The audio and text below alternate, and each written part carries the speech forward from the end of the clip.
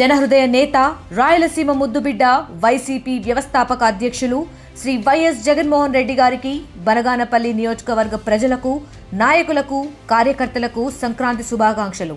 ఇట్లు కాటసాని రామిరెడ్డి, బనగానపల్లి మాజీ ఎమ్మెల్యే కాటసాని ఓబుల్ రెడ్డి, వైఎస్ఆర్సీపీ రాష్ట్ర విభజన విభాగ ప్రధాన కార్యదర్శి.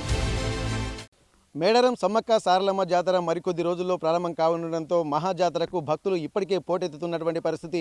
15 రోజుల ముందు నుండి కాదు నెల రోజుల ముందు నుండే ఇక్కడ ఒక అద్భుతమైనటువంటి వాతావరణానికి తెరతీస్తున్నటువంటి నేపథ్యం, ముఖ్యంగా కొత్త ప్రాంగణాలు కూడా సిద్ధమవుతున్నటువంటి నేపథ్యంలో ఇక్కడ మేడారం జాతర కొత్త రూపు సంతరించుకుంది. ఇక్కడ సమ్మక్క సారలమ్మలు వనదేవతల నుంచి జనంలోకి ప్రవేశించే గద్దెల వరకు ప్రవేశించేసరికి ఒక్కసారిగా జనసంద్రం అయిపోయేటువంటి ఒక మహాఘట్టం ఆవిష్కరించబోతుంది త్వరలో. దానికోసం అన్ని ఏర్పాట్లు కూడా అధికారులు చేస్తున్న నేపథ్యంలో ప్రస్తుతానికి 28వ తారీఖు సారలమ్మ అలాగే గోవిందరాజు పగిడిద్దిరాజు గద్దెల మీదకి చేరుకుంటారు.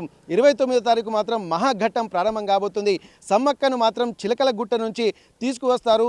ఒక అధికారిక లాంఛనాలతో తీసుకొచ్చేటువంటి చిలకల గుట్ట ఇక్కడ చాలా ప్రాశస్త్యం. ఎందుకంటే అమ్మవారు గద్దెల ప్రాంగణానికి తీసుకొచ్చే సమయంలో చిలకల గుట్ట నుంచి తీసుకొస్తారు. అలాగే వన ప్రవేశం కూడా చిలకల గుట్ట వైపే వెళ్తుంటుంది. కాబట్టి ఇది ఎంత ఒక గొప్ప అనుభూతి, ఒక సంరంభం, ఒక ఆధ్యాత్మిక అనుభూతి కాకుండా వనదేవతల యొక్క ప్రాశస్త్యాన్ని మించినటువంటి పండుగ ఈ కాలంలో మనం ఎక్కడ చూడలేమన్నది కూడా మనకు ప్రస్తుతానికి కనిపిస్తుంది. ఇక్కడ చిలకల గుట్ట ప్రాంతంలో నుండే అమ్మవారిని తీసుకొచ్చేటువంటి ప్రాంతం ప్రస్తుతానికి అందరూ ఎదురు చూస్తున్నటువంటి ప్రాంతం చిలకల గుట్ట. మనం మాత్రం చూస్తున్నాము ఈ మొత్తం చిలకల గుట్ట చుట్టూ మొత్తం ముందు ప్రాంగణాలంతా ఫెన్సింగ్ ఏర్పాటు చేసినటువంటి పరిస్థితి. ఇక్కడ మెయిన్ ప్రధాన ద్వారం దగ్గర సమ్మక్క సారలమ్మల గద్దెలను ప్రతిష్ఠించారు. అలాగే ఆదివాసీ నృత్యాలకు సంబంధించినటువంటి డప్పు చప్పులు, అలాగే కొమ్ము బూరలకు సంబంధించినటువంటి వైవిధ్యభరితమైనటువంటి చిత్రాలు కూడా, ఆదివాసీ చిత్రాలను కూడా ఇక్కడ చుట్టూ చిలకల గుట్ట చుట్టూ కూడా మంచి ఆధ్యాత్మిక వాతావరణము, ఇక్కడ వనవాసి జీవన విధానం ఉట్టిపడేలా మొత్తం అక్కడ చిత్రాలను గీసినటువంటి పరిస్థితి. ఇవన్నీ చూస్తుంటే మాత్రం జనంలోకి వచ్చేటువంటి వనదేవతల నిలయం ఎక్కడ ఉందంటే అది చిలకల గుట్ట చెప్పుకోవచ్చు. చిలకల గుట్ట ప్రస్తుతం మనం చెప్పుకుందాం ఒక్కసారి. ఇక్కడ ప్రస్తుతానికి మనం చూస్తున్నటువంటి ఈ ప్రాంతమే చిలకల గుట్ట. ఈ ప్రాంతం నుండి అమ్మవారిని కూడా ఒక అధికారిక లాంఛనాలతో తీసుకొచ్చేటువంటి అవకాశం ఆ రోజు ఉంటుంది. ఇక్కడ ప్రస్తుతానికి జిల్లా ఎస్పీ ఏ ఎస్పీ ఉంటే వారు ఇక్కడ ప్రస్తుతానికి ములుగు జిల్లా ఎస్పీగా రామ్నాథ్ కేకన్ ఉన్నారు. తను అధికారిక లాంఛనాలతో అమ్మవారిని సాధారణంగా గాల్లో 3 రౌండ్లు కాల్పులు జరిపి అమ్మవారిని సాధారణంగా తీసుకొస్తారు. ముఖ్యంగా అధికారులు కొంత రిస్ట్రిక్షన్స్ ఉంటాయి. ఇప్పుడు మనం చూస్తున్నటువంటి ఈ ప్రాంతం అంతా కూడా ఇక్కడ ఒక జనసంద్రంగా ఉండే అటువంటి అవకాశం ఉంటుంది. కానీ అధికారులు మాత్రం ఎవరిని ఈ ప్రెమిసెస్లోకి అడుగుపెట్టనివ్వరు. కేవలము సమ్మక్కను తీసుకొచ్చే అటువంటి గద్దెల ప్రాంగణానికి మాత్రము ఒక సీక్వెన్స్ మాత్రం మెయింటైన్ చేస్తూ ఉంటారు. ఆ తర్వాత ఇక్కడ వచ్చేటువంటి అధికారులు కూడా ప్రస్తుతానికి ఇక్కడ ఏది చేసినా కానీ ఒక ప్రణాళికాబద్ధంగానే చేస్తూ ఉంటారు. ఎందుకంటే లక్షలాది మంది భక్తులు, కోట్లాది మంది భక్తులు ఆ 3 రోజులలోనే ఇక్కడ ఉంటుండడంతో ఒక ప్రాశస్త్యమైనటువంటి అనుభూతి పొందే విధంగా ఉంటుంది. ప్రస్తుతానికి ఇక్కడ అధికారులు మాత్రం చిలకల గుట్ట నుండి ఇక్కడ ఉన్నటువంటి సిబ్బంది అంతా ఇక్కడి వరకు పరిమితం అయిపోతూ ఉంటారు. కొంతమంది అధికారులు మాత్రం ఇక్కడ గుట్ట ప్రెమిసెస్లోకి అధికారులు మాత్రం ఈ చిలకల గుట్ట మొదలు వరకు వెళ్తూ ఉంటారు. ఒక్కసారి మనం చూద్దాము. ఆ తర్వాత మాత్రం ఎవరిని లోపలికి వెళ్ళనివ్వరు. ఇక్కడ లోపలికి వెళ్తున్నటువంటి క్రమంలో మాత్రం ఇక్కడ కేవలము అధికారులతో పాటు ఒక పరిమితి ప్లేస్ వరకు వెళ్తూ ఉంటారు. ఆ తర్వాత మెయిన్ ఇక్కడ అధికారికంగా ఉన్నటువంటి వాళ్ళు ఒక వరకు పరిమితం అవుతూ ఉంటారు. ఆ తర్వాత ఇక్కడ మెయిన్ ప్రధాన పూజారులు, మేడారం సమ్మక్క సారలమ్మల ప్రధాన పూజారులు ఒక 3 మాత్రమే ఇక్కడ లోపలికి వెళ్ళి అక్కడ ఉన్నటువంటి కుంకుమ భరణి రూపంలో ఉన్నటువంటి అమ్మవారిని వెతికి తీసుకొస్తారు. అప్పటికి కూడా అమ్మవారు ఎక్కడ ఉంటుందో కూడా ఎవరికి తెలియదంటూ ఉంటారు. అక్కడికి వెళ్ళిన తర్వాత మెయిన్ ప్రధాన పూజారికి మాత్రమే అమ్మవారు ఏదో ఒక ఎదటి లంక మొదళ్లలో అమ్మవారు కుంకుమ భరణి రూపంలో దర్శనమిస్తే అక్కడి నుండి తీసుకొస్తూ ఉంటారు. ఇది ఒక ప్రహసనంగా, ఒక అధికారికంగా కొంతవరకే పరిమితం ఉంటుంది. కానీ లోపలికి వెళ్ళిన తర్వాత ఒక మంచి ఆధ్యాత్మిక అనుభూతి మాత్రం అది కేవలం పూజారులకే తెలిసినటువంటి ఒక రహస్యం. కాబట్టి అధికారులకు కొంతవరకే వెళ్తూ ఉంటారు. లోపల ఏం జరుగుతుందనేది కూడా ఇక్కడ సిద్ధపోయినటువంటి వంశస్థులు, అలాగే 5 గొట్ట వంశస్థులకు సంబంధించినటువంటి విషయాలు విషయాలు మాత్రమే తెలుస్తూ ఉంటాయి. సమ్మక్కను తీసుకొచ్చేటువంటి ఒక మహా అట్టహాసమైనటువంటి ఆ ప్రెమిసెస్ అంతా ఇప్పుడు మనం చూస్తున్నటువంటి చిలకలగుట్ట ప్రాంతమే.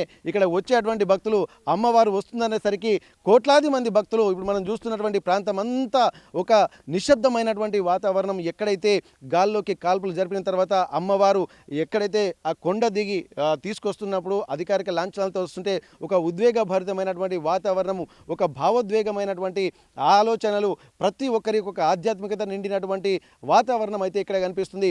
ఇక్కడి నుండి అధికారికంగా అంటే ఎవరు ఆ ప్రెమిసెస్లు రాకుండా రోప్ల నడుమ అక్కడ సిద్ధపోయినటువంటి వంశస్థులు అలాగే మేడారం ప్రధాన పూజారులు మాత్రమే వెళ్ళేటువంటి ఆ ప్రెమిసెస్లోకి ఎవరిని కూడా అనుమతించరు. ఇదొక మహా అట్టహాసమైనటువంటి ప్రహసనంగా కూడా మనం గమనించాల్సింది. ఇక్కడి నుండి అమ్మవారిని మాత్రం తీసుకెళ్ళి ఇక్కడ గద్దెల మీద ప్రతిష్ఠిస్తారు.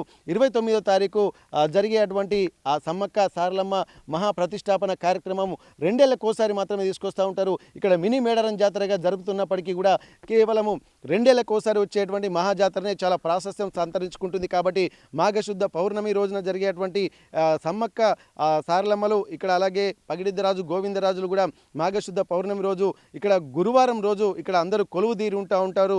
ఆ శుక్రవారం నాడు బుధవారం నాడు మాత్రం సమ్మక్క సారలమ్మ అలాగే గోవిందరాజు పగిడిద్దరాజులు వస్తుంటారు.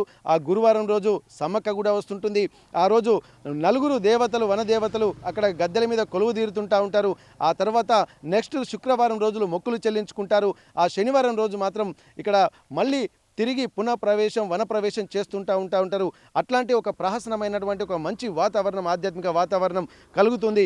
కాబట్టి ముఖ్యంగా మనం చూస్తున్నటువంటి ఈ చిలకలగుట్టనే ఇక్కడ మెయిన్ సోర్సు. ఇక్కడ అమ్మవారిని ఇక్కడ మళ్ళీ వనప్రవేశం కూడా అదే రోజు 31వ తారీఖు వనప్రవేశం మళ్ళీ ఇక్కడికే తీసుకెళ్ళి ఎక్కడనో వారికి తెలిసినటువంటి ప్రాంతాల్లోనే అమ్మవారిని మళ్ళీ ఇక్కడ ప్రతిష్ఠిస్తుంటారు. కాకపోతే ఏంటంటే ఈ వాతావరణం అంతా ఒక సీక్రెట్గా జరుగుతుంది. ఒక మంచి ఆధ్యాత్మిక వాతావరణం ఇది. వన ప్రవేశము చేయడము అలాగే వనంలో నుండి జనంలోకి అమ్మవారు రావడము ఇదంతా కోట్లాది మంది భక్తుల నడుమ జరుగుతుంది. అమ్మవారిని ఆ రోజు చూడడానికి 1000 కళ్ళు చాలవన్నట్టుగా ఎంతోమంది భక్తులు అమ్మవారి గద్దెలను ఆ రోజు దర్శించుకోవడానికి పోటీ పడుతుంటూ ఉంటారు. ఆ పోటీ పడుతున్నటువంటి నేపథ్యంలోనే ఎట్లాంటి ఇబ్బందులు కలగకుండా ఒక హై సెక్యూరిటీ బందోబస్తు కూడా ఇక్కడ పూజారులకు ఏర్పాటు చేస్తూ ఉంటారు. కాబట్టి ఈ మేడారం మహాజాతర 2026 అత్యాధునిక హంగులతోటి ఆర్భాటాలతోటి ఎంతో ఆధ్యాత్మికమైనటువంటి వాతావరణంతో వైవిధ్యభరితమైనటువంటి రూపుదిద్దుకున్నటువంటి వాతావరణం అయితే ఇక్కడ ప్రస్తుతానికి కనిపిస్తుంది.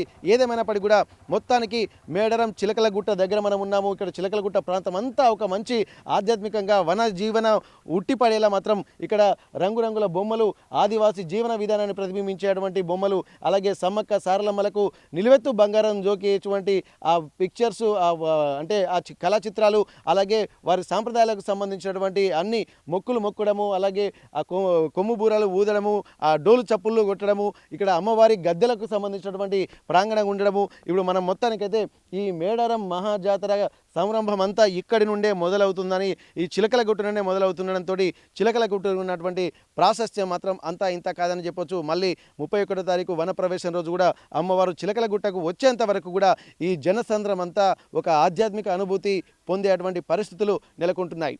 మేడారం చిలకలగుట్టల నుండి కెమెరా పర్సన్ వంశీతో Venkataratnam, RTV Warangal. Local to global news at your finger tips. మీ చేతిలో ఒక ఆయుధం.